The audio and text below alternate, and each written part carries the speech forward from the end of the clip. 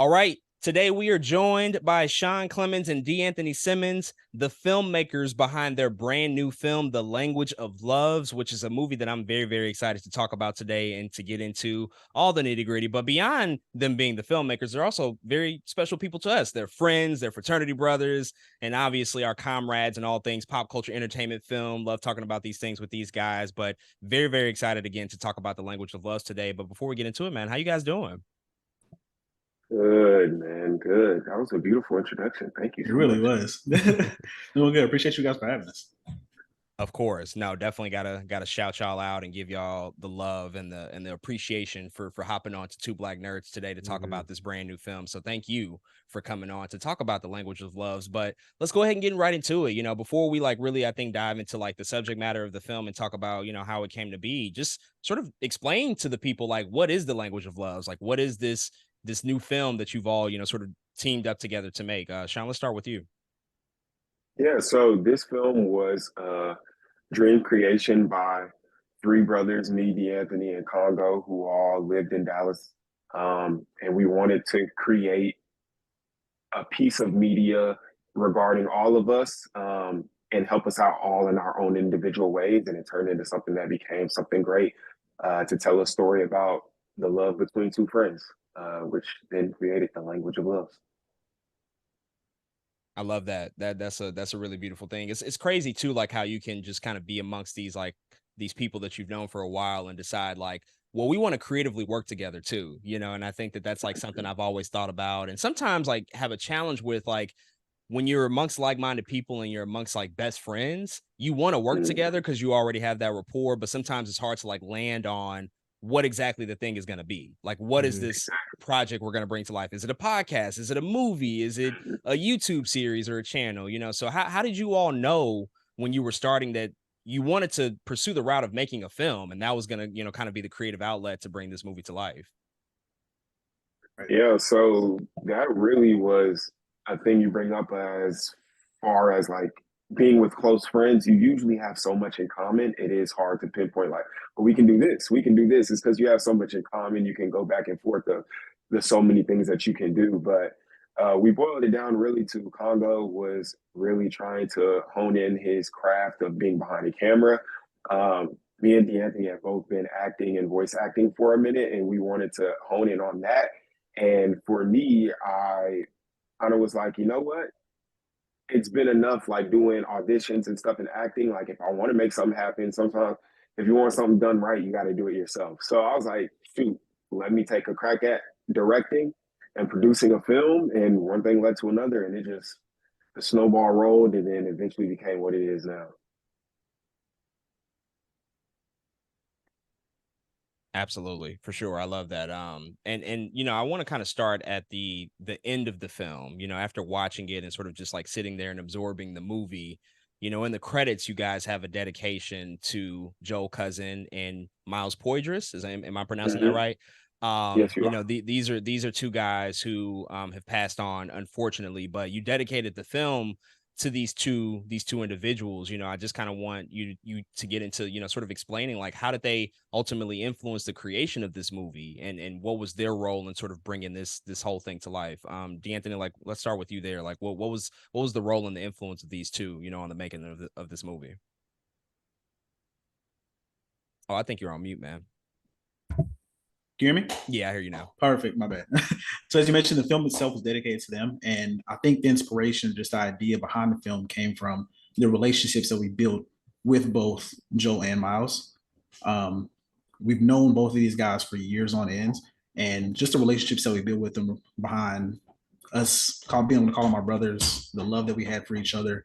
We wanted to capitalize that, or just take that main point and put it into the film itself, and just really show that you can have that love amongst Black men, and it's not, you can say I love you to your friends. So that was the main point I think we're driving home with that film, or the dedication behind it.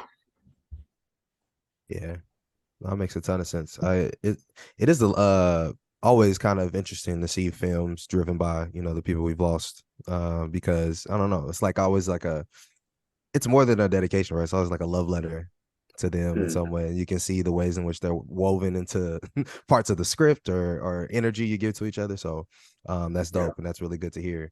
So speaking of, the conversation you just had between two black men, why do you think it was important, beyond that, to create a film that was focused on, I guess, these conversations between black men, about really about anything, but especially about love?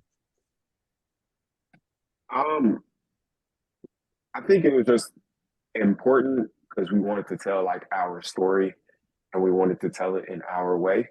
And the black way is the only way we know, of course, and not seeing it all the time growing up is kind of what led to that.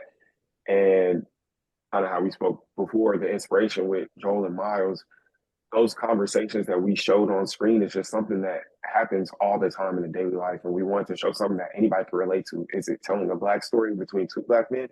Yes, of course, but anybody watching it can see it and understand those conversations that you have with a friend, those times where you just talk to somebody and you just need to get either stuff off your chest or if it's a day with your friends and y'all just want to kick it. Like that's a genuine, simple story we wanted to tell. D, I'm interested because you're the main character really of the piece, right? Your character Fletch is really, I think, driving a lot of the narrative, sort of thematic points of the film home, in terms of the conversations that, you two are having. Do you find any connections between yourself and the character of Fletch? Like, do you think you're closely related to him as a character, as a real person? Like, have you had those conversations yourself and you're kind of like maybe the more wise person, who offers up that really useful advice to another brother who might be looking for some guidance or some need in terms of their relationships and just how they, sort of move and navigate those different circumstances? Yeah. So I think I connected a lot or very personally with Fletch or the character of Fletch itself. Kind of going into it, I saw pretty much a lot of myself. And I think that was one of the biggest driving points that we took in writing or kind of just bringing this film to life itself. I know just knowing myself in general and having those conversations with my friends, Sean being not really the perfect example, but the main example, we've had plenty of these conversations before. Maybe he's going through some things himself. And it's me either pulling the information out of him or he's coming to me with, hey man, I just need, let's just hang out, let's just chill. And as you see it progress throughout the film, you see that I still pull information out of him. And that actually has happened in real life. So I see a lot of myself within that character. And I really wanted to kind of play on it a little bit more. So as you can see from, the people will be able to see from scene to scene, you see I kind of get more and more out of them as time kind of progresses because you never get it all out in just one full swing. So I wanted to really, I don't know, I wanted to work my way up into it. So I think I did pretty well in encapsulating the character. Yeah. I mean, also the piece of it too, like, I think gradually having Mick lower his guard throughout the course of the movie, because you take him elsewhere, you get out of the house, like you guys go to get some food, you kind of just hang out, you're outside, in the elements, and I think that also presents a different opportunity to have just like a real conversation. Because I think, I don't know, me personally, I won't speak for anybody else, but sometimes like when you're in a very familiar location and you're kind of surrounded by that same thing that you look at every day, like a bedroom or a living room, like you can be very defensive in that space because you feel like, well, this is my safe space. Like I feel protected here. This is supposed to be peace, right? But if you go somewhere else, like if you just grab a bite to eat or you go grab, a drink together, whatever the case might be, I feel that people tend to let their guard down and be more open and susceptible to those conversations. So I thought that was a really cool touch to the movie. I think that was the biggest thing we're trying to play on, like you said as well, too. Those multiple scenes that you go out through. These are things that essentially me and his character basically doing a daily. So taking you through a daily life that we usually go through, what usually gets him happy, what does he like to do, what do we enjoy doing with each other. And as you said, he just opens up more and more throughout the rest of the film. For sure. Yeah. So what did research look like for the movie, right? Like again, love is a big topic. Having these conversations between black men is a big topic. Like what did you read books like Five Love Languages or All About Love, or like what is something or some of those things that inspired I guess a lot of the meat and potatoes of the film? Yeah, for sure. So for us personally, a lot of our inspiration, of course, comes from black films that we've grown up on, looking at Best Man, movies like Boomerang, all black love movies, Love Jones, Brown Sugar. Those all, of course, play into inspiration. But as far as that conversation piece, That was something that we researched ourselves amongst each other, like talking about the script and like, hey, like, okay, if this is where the conversation starts, where do we want it to end? And that even went into reading some online scripts. And then we came across this one, just like I came across this one, it was like a loose argument between a boyfriend and a girlfriend in the script. And from there, I kind of started in like to take pieces from it, and then it turned into a well, what if it was between two friends? And then okay, I switch it in this way instead of it being about love in this way, it's going to be the conversation about love between a boyfriend and a girlfriend. But what the love we're seeing on camera is like the friendship. So that's kind of how we like nourished into that story. Yeah, and I think even thinking about research and just like how you're starting to like conceptualize something, I Mm-hmm. imagine these pictures and these visions and this ultimate goal of what you want to achieve, like it's coming into your mind. But as you all know, in a creative medium, the end result doesn't necessarily always look like how it does in the beginning or how it does in your head, right? Like things evolve, Exactly. they change. There's so many things that you have to account for. So kind of talk us through like what that process was like as the people, really sort of the driving creative force behind this, like how much did it change from where it started initially, just like becoming this idea that you probably talked about amongst yourselves to ultimately what you ended up producing in the final film? Yeah, I think from what it started, Danny can even tell you, it definitely started as like a YouTube thing. Like we wanted to maybe do YouTube skits, like inspiration from RDC, where like their group. It's like, okay, well, we could definitely do scripts. Like Congo's like, we can make that happen. And then that turned more into like, well, if we're gonna have a camera, we're gonna do all this, like we can go all the way. Like, why not make a film? We're all cinema heads, like we all like watching movies and stuff. Let's make it even deeper. And that went to just, maybe doing this, doing a little storyboarding, writing a script. Okay, we have a script. Then it went into going to actual Dallas. Me and Congo doing some scouting, looking at murals in Dallas. We looked at a couple different murals, areas, took photos of all these different ones. And then when we went the actual day to record, some of them we didn't even use. We used like other places. So then once we got everything on camera and Congo like actually sent me like the first rough draft back, it like mentally it looked totally different than what I was thinking, but in a good way, like in a better way. Because sometimes it could be the opposite. You could make something and it's like it just doesn't come into how you thought it was going to look like in a bad way. But it was like it had some of the pieces I was thinking and more and different, but even better. Like everything that was changed was made at a higher level. So it was like beautiful to see the stages of where it started and definitely where it ended. I mean, because now we have a beautiful film that we can talk about. Yeah, for sure.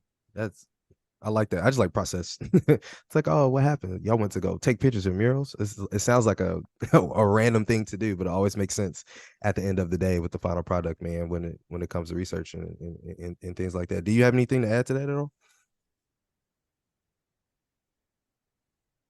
Think that was the main thing, really just to be able to explore Dallas and figure out where exactly it was that we wanted to shoot at. Looking at multiple locations, looking at the surrounding areas or the people like in the same area as well too. For example, with the main mural that we had in the second scene, that was kind of not really off in the cuts. It was still in the main area, but at the same time, we knew nobody was going to be able to like walk through or walk past, mess up the shot, or was it kind of too Yeah, loud? It was still a great area to be in, but it wasn't anything too distracting that would take away from anything else. So I really enjoyed the creative process behind it, especially with the acting behind it itself too. We had a few different people just on set with us when we were going through certain scenes and saying, "Hey, if you tried it just a little bit different, what if you did this? What if you said it like this? Or let's try and get a different angle and figure out how this looks." Like it's just breaking down just the small nitty gritty kind of things that made the process fun in general. So. for sure. D, like outside of the creative process and like making it too. I mean, you're an experienced performer and actor, and so I know Sean mentioned some of like the theatrical influences, the cinematic influences that a Mm. lot of us grew up on. And you talked a lot about sort of pulling things from your own personal life to craft this character. But did you look elsewhere as well, like, or do you have generally like other influences from a performance standpoint that you kind of look towards as like inspiration, or is your process sort of kind of separate from that, where you really like to just focus on the material at hand and not become, I don't want to say distracted, but maybe influenced by what others are doing. Yeah. So for me, it's a mix of both. Like I wanted, it's a step-by-step process, at least the step-by-step process that I'm learning for myself. Kind of starting, of course, with the character and really going deep and figuring out who it is that I can turn this character into. Like, can I really fully understand who this character is, for one? And then I take a look at other characters who I know who have been in media, movies, TV, that are somewhat similar. Not completely taking, of course, from that character, but maybe there's like little things that you can pull from this. Maybe there's like a little tick that they end up doing. This is a real small thing, and it's like I don't do it in this film, but it's something I'm like, at some point, if I were like put into another film or so, I would probably take it just because it's something really small, but you don't notice it unless you actually pay attention to film like that. But it was in like an episode of like Breaking Bad. I think it's like Gus Fring. He's like in an elevator or something like that. He starts like tapping his finger, like whenever he gets like angry. It's like real small. And they just like kind of zoom in on that one part. He's like, "Did you mean to do that?" And he was like, "I didn't mean to," but it kind of just came out, and it just added just a little bit more to his character. So I like to look at other characters to figure out what else I could kind of pull from them as well. Yeah, I like that a lot too. The mixture, I think, is very important. Absolutely. What is I guess in the making of this film, some of the challenges, really hard, just like something, a roadblock, anything, but challenges about getting the movie made. And how do you, of course, navigate those challenges and still end up with something that, we can watch, that's still cohesive, that can still entertain people, and that, if people can see at the end of the day. DeAnthony, do you have any heavy roadblock examples? Because me personally, I was going to say one of the beautiful things about this is that the process of making this film was not difficult at all. Like, it was, of course, everything has its own challenges, but there's like no heavy roadblock challenges or anything. Everything was like fairly seamless, on time, like cut here, we're gonna do this, we're gonna do this, boom, boom, bam. Had the stylist come out, we did that. Like everything went pretty according to plan. Would you agree, Anthony? I'm like really trying to think. I'm like, I'm thinking. I'm like, I don't know if we had any major roadblocks for the most part. Maybe we didn't get all the shots on day one. Like Friday, I think we ended up having to do more shots on day one, and we filmed 2 days, and the second day we were gonna do scenes 2 and 3. And we didn't get all of the scenes we wanted in scene 1 because it got darker a little bit, so we had to set up lighting and try and change it. And we did scene 1 was like done in the dark. You probably wouldn't even be able to tell by like lighting and stuff, but like it was like done in the dark. And then the next day we came, it was light outside, and we did it like more. So there's like certain clips and takes taken from in the dark and at light, but like the lighting, shout out to Congo and Malik, they were so good with the lighting behindhand that you would never be able to tell. So never. So I don't think there was any major roadblocks or anything besides just being scene 1 or just the first day of us. I think we did so many shots on scene 1 just in the first location alone that we were doing day 2 from like early morning to maybe like 6. Like we were out there for a couple hours. So yeah. How long was the process in its entirety? From like when this was first starting as an idea to like ultimately the completion and now the rollout of the movie. Like how long is this process we're talking? So I think the idea and talks and FaceTimes started happening in March. Had a script done by the end of March, early April. And then when did we film? Was it April that we filmed? I'm pretty sure I think it was April. It was like late April. Yeah, very end of April. Very end of April, like 20th area April. And then had our full film cut and edited by September 1st? No, not September. August 1st. August 1st, I think, end of July.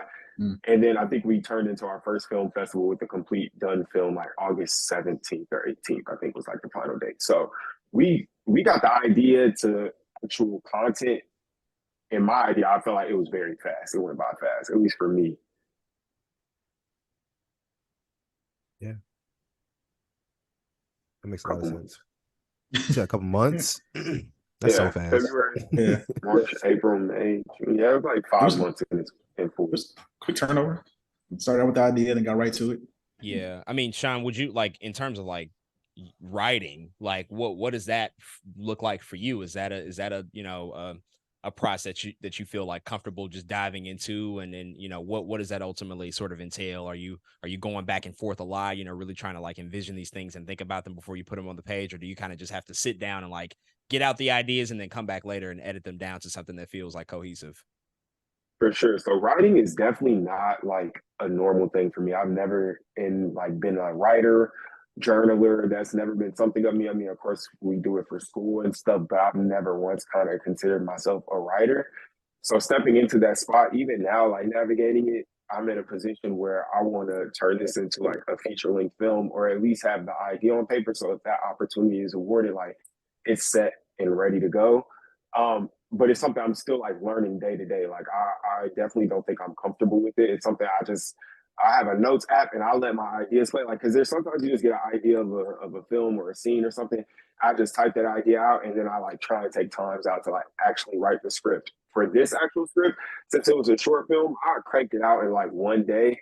And I got to a little like stop area, and shouts out to my girlfriend, her sister DEE, a different D than this D. She was another writer, Dominique. She was a writer on the film as well. I sent it to her and she sent me back like with a strong scene 3. And I revamped and retouched a little bit of that. And her touches were perfect. Like it made the writing beautiful. So it's an area and a space I'm still trying to navigate. And I just hopefully can continue to try and tell Black stories. Yeah, I love that. Go ahead, Jordan. Oh no, I didn't have anything. You can go. I was gonna ask the very simple question. I was about to say, why pizza? It's pizza, a very intentional look. It could have been wings, it could have been a burger, it could have been why pizza. It's the same thing. I'm gonna let Sean handle that. Yeah, no. So a couple of things. One, pizza is extremely easy to eat and fake eat. Like act eat, and it's not super messy. Like a burger, you gotta have something to set that down on. Like if you notice, we were standing up eating pizza. We didn't have to go to a sit down location to go sit down. So it was cost effective. One, we didn't have to like sit down at an actual place or try and plan this eating scene. Two, it kind of has some like value, sentimental value for us, because in Dallas, like DeAnthony knows, a lot of times we're out in Dallas. Sirius Pizza is open till like 2 a.m. in Dallas, 2, 3 a.m. So you can go and get pizza from there. Like when the clubs is closed, a lot of people go there and get a huge slice of pizza. And like we wanted to show that if you like live in Dallas, you can see and like pick up on some things. Like, oh, this is in the city of Dallas. Oh, I know I've seen this in Dallas. Like you would be able to catch and know certain things about the city of Dallas if you live there and you can watch it. So Sirius Pizza, somebody sees that location. If you live in Dallas and you go to Deep Ellum, you already know what it is like. So it's kind of easy to eat, easy to act with for us to film, not need them a lot with it. And it was super cheap. Those slices are like $5, bro. Like a huge slice for the low. Yeah, it's incredible, really, how food can shape, what you're watching, whether it's like in a film or in TV. Like it can actually add a lot, or in the case of maybe a poor food choice, it can distract and take away from like what the true essence Exactly. of the scene is. And Right. I think thankfully you're right. Like pizza was a good choice because even Mhm. watching it, I was like, oh damn, that pizza looks good, but it doesn't distract me like from the matter at hand. Like I still know what's really, really happening here. And like ultimately, like what D is conveying is Fletch, like that still carries through in that message. It was fire too. It Oh, go was ahead. fire. Oh, it's well, that It helps, was fire too. if you're gonna keep stuff in your face, like it helps to have a good slice in your And hand did for like 3 sure. takes, 3 different. Literally. She's seen 3 times, 3 I was different pieces of hungry, pizza. hungry holding that pizza, man. Oh We man. hadn't eaten all day too. We were recording scene 2 and we didn't eat. So it was definitely like, God, this pizza actually, once we finished the scene and we're like, yeah, that's enough takes for pizza, we bashed it, finished it. We're like, all right, next scene. Look, the benefits of short film indie filmmaking, because otherwise you working on a big production, they got catering, they eating lunch, and so they got to fake eat in all of their scenes. They're eating food Exactly. and spitting it out, and that's it feels kind of like miserable, especially if it's possibly good food. But film is collaborative, like most creative mediums. Like you have to work with people. You have to join up with others who can help bring your visions to life. And of course, with film, there's so many moving pieces. There's the writing, there's costumes, there's sets, there's production, cinematography. I mean, there's just so many moving parts. And so what possible challenges, might have occurred throughout the process in terms of maybe some give and take. Cause I find like in some personal creative endeavors, like you can be on the same page with a person, but there's always a little bit of a give and take. There's always, I think, a sacrificial part to some things, you know, in order to ultimately like contribute to whatever the greater good needs to be within the final product. So, did you all experience that at any part of the process where maybe you had an idea or somebody else had an idea that, you know, you possibly had to negotiate that idea or talk it through, and maybe it didn't turn out the way you know you envisioned it, but just due to the fact that this is like a collaborative space, like ultimately what came out on the other side was the best result at the end of the day. Yeah, so I can start on that one. And it wasn't anything like bad or anything. Like you said, it's a collaborative process where it's going to have not really disagreements, but stuff that we may want to do different. I know with my character in certain scenes, me and Sean went back and forth a bunch of different times on specific ways that either I was going to present a scene or he was going to present one, or maybe just switching up specific ways that we said something, or maybe I'm trying to convey something different within this scene than what it was that you saw or what you envisioned. Me kind of conveying it like. I think having Malik there with us throughout, I think majority of the scenes really helped because it was an outside source looking in. So me and Sean had been going through it back and forth, table readings, FaceTime calls, was going through the script. Me trying it one way, him doing it something different, him saying, no, I don't like that, do it a different way. He's also the director. So I'm like, of course I'm gonna fit the vision. You know, I'm gonna try to get as best as close to that vision as you want me to get it to. So having Malik there on the actual final, like the final day, and having him see and then adding in his extra little 2 cents, it really helps, I guess, that collaborative process and help me figure out what it was that he was trying to get down. Like I think it was just in the way that we say things to each other, and it's us just coming together on one point. Sean, do you have anything you wanted to add to that? I for sure agree with DeAnthony. DeAnthony knows me like I'm a very particular person if I have a vision in mind. And I try to, of course, listen to everybody and what they're saying. I'm like, a lot of times I'm like, DeAnthony, do like whatever feels comfortable with you on this one. Like, let's run it through and see that. But DeAnthony's 100% right. Like we definitely went back and forth with different ways we can say things and how that creative process looks. And I might have wanted this way, and we tried this way, and it doesn't come out right. He's like, you know what? Let's go this way. And Malik being there definitely gave some insight on some scenes as well that definitely helped out that I maybe didn't envision in the beginning, but for sure in the end, I'm like, I'm 100% happy that he was right there and we went this way because that came out and looked the best. So it's sometimes you just need those things. Absolutely. One big like question for you here as we wrap up. You know, the movie is called The Language of Loves. So I just want to know, like, what does love mean to you guys? And it could be, you know, maybe in correlation with this film and how it's displayed there, or in your own personal life, you know, however you interpret it. But what does love mean to you? D, let's start with you. What does love mean to me? I I know, think right? That's it's a loaded question. man. Just threw it right at me. I did. I think it's being. I want to say either the first two things that come to mind are you're either comfortable or. Dang, what's the other word? See, I just had it. Like you said, it's a loaded question. You're either comfortable with someone, but you're also able to be, I think, vulnerable with that person as well too. Like you can trust this person no matter what the situation. And love has different faces. It has different ways of being expressed. It can also be expressed through friendship. I think friendship was the third word that I was looking for that I couldn't think of, but it just came back to me. Because love can develop from friendship or just from different ways of how you interact with a person or how you're around somebody. So I feel like you don't fully know that you love somebody until, I don't know, it kind of just clicks. Like you never know right away if you love somebody. I think it's different with family. Of course, you're gonna love your family. You're gonna love your mom right away. But if it's someone like your homie, for example, like with Sean, like I can say that I love Sean.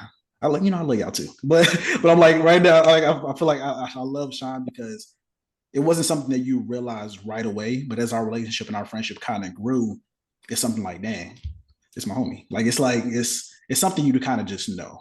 So as I said, it starts with friendship, and I think that's my biggest point, and that's what love is to me, I guess. Love. Tough answer to follow, DeAnthony. I'm sorry.